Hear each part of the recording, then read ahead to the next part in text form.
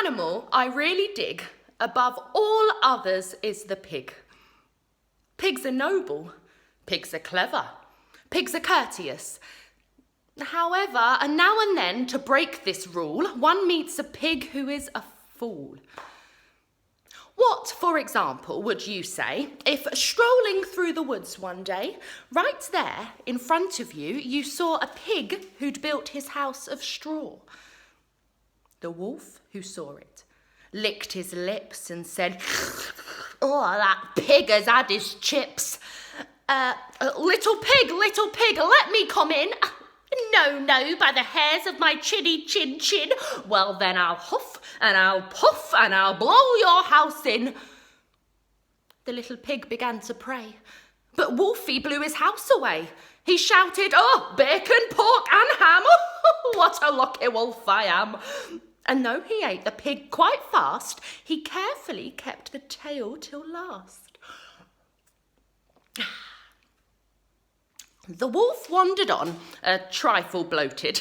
Surprise, for soon he noted another little house for pigs, but this one had been built of twigs. Little pig, let me come in." No, by the hairs of my chinny chin. Well, then I'll huff and I'll puff and I'll blow your house in. The little pig began to squeal. He cried, "Oh, wolf, you've had one meal. Why can't we talk and make a deal?" The wolf replied, "Not on your Nelly," and soon the pig was in his belly. "Oh, two juicy little pigs," Wolf cried, "but still I'm not quite satisfied.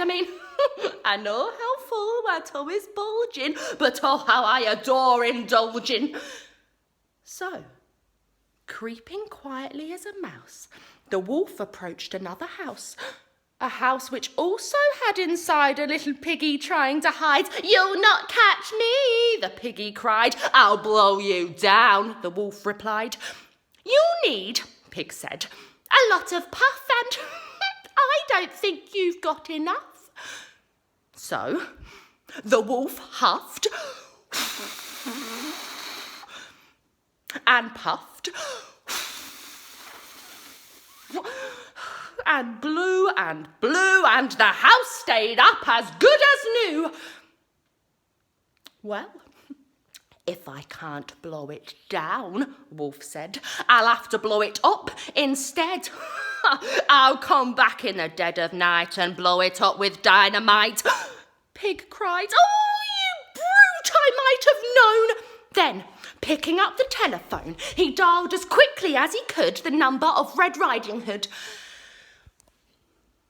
"Hello," Hood said. "Who's speaking?" "Who?" "Oh, hello, Piggy, how do you do?" Pig cried, "Oh, I need your help, Miss Hood. Oh, help me, please, do you think you could?"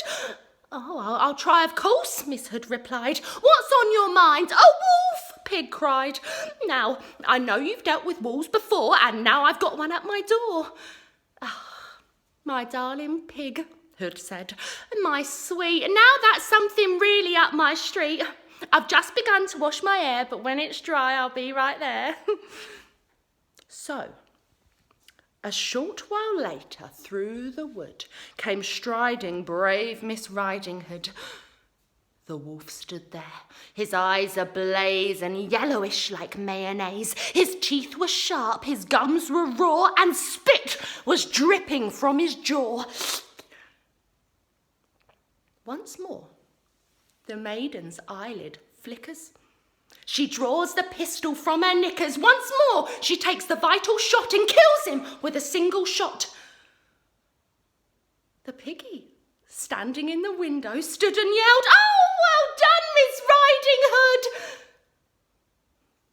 Now, young piggy, you must never trust young maidens from the upper crust.